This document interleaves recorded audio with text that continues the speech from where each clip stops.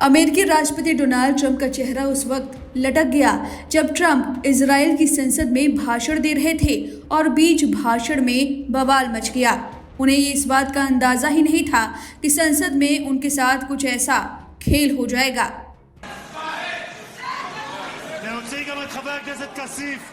להוציא את חבר הכנסת כסיף מהאולם. להוציא אותו מיד.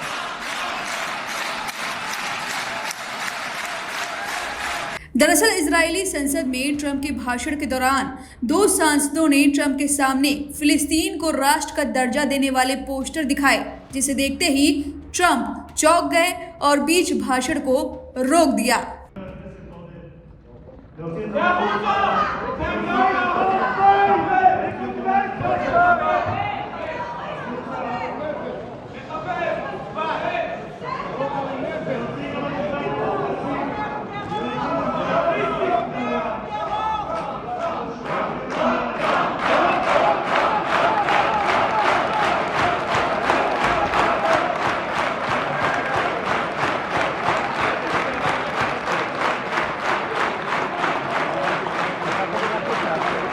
दरअसल इजरायली संसद में फिलिस्तीन को मान्यता देने वाला पोस्टर लहराने से संसद में हलचल मच गई। सुरक्षा बलों ने तुरंत संसद से दोनों सांसदों को बाहर कर दिया, लेकिन उनके हाव भाव से मानो उन्हें इससे कोई ज्यादा फर्क नहीं पड़ा, जिसके बाद इन दो सांसदों की चर्चा तेज हो गई है।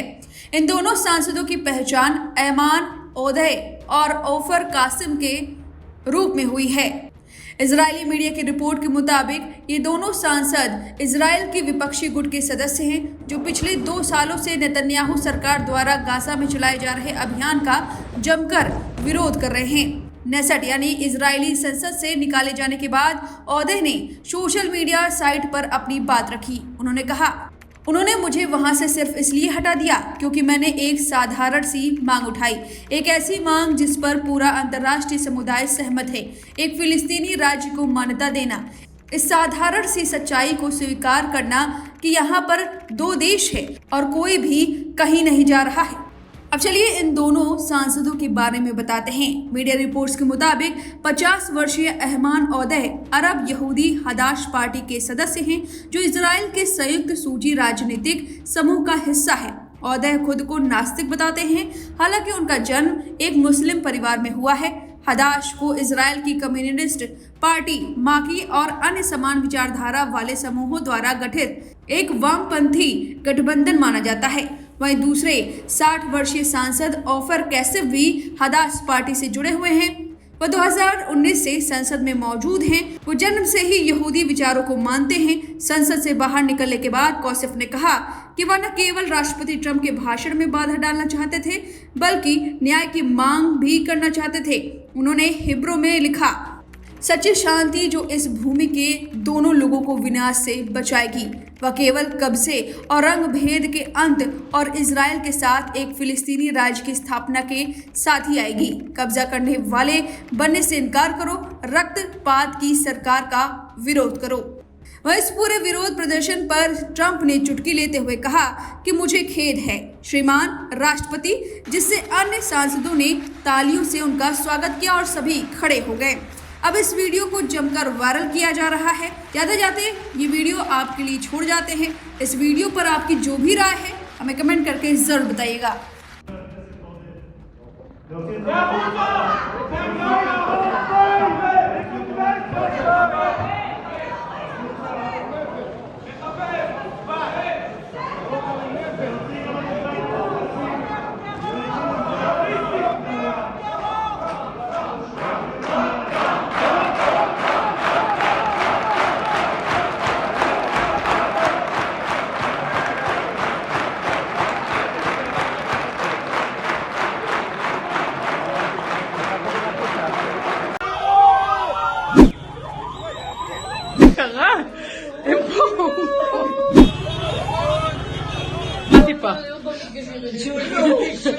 ये तस्वीरें गजा की हैं।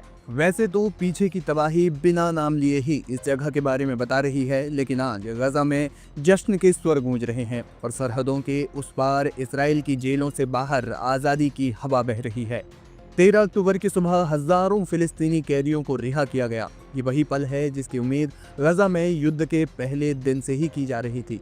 इसराइल के बंधकों की दूसरी खेप जिसमें 13 और बंधक थे उन्हें छोड़ दिया गया। हालांकि पहले बंधकों का वीडियो देखिए, उम्मीदतन ये स्वस्थ दिखे। कैमरे पर इस भावुक पल को रिकॉर्ड किया गया जिस हिसाब से खबरें पहले आती रही हैं कि हमास भूखा रख रहा था, कम से कम कैमरे पर शरीर वैसा नहीं दिखा, बल्कि ये बंधक स्वस्थ और तंदुरुस्त दिखे।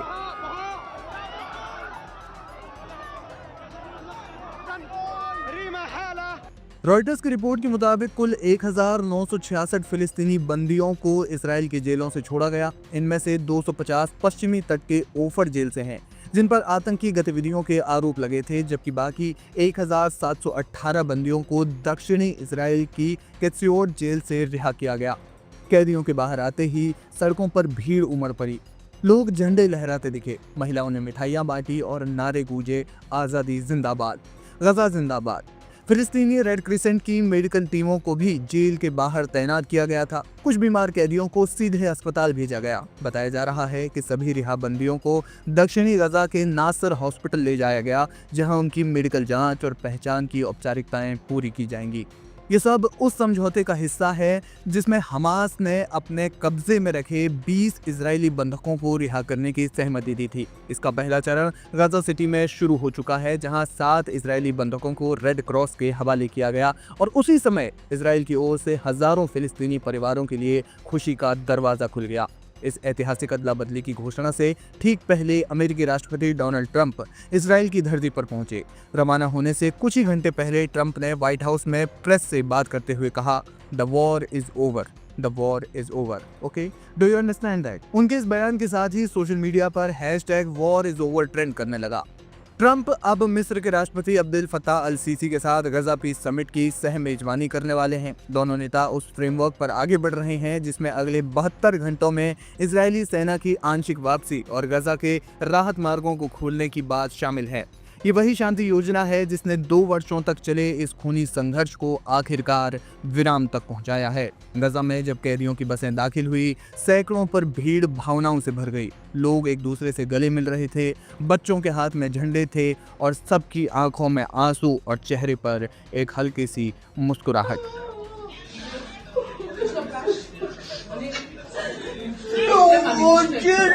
אתה חייב לשתות קצת, נשמה, טיפה טיפה. Klar.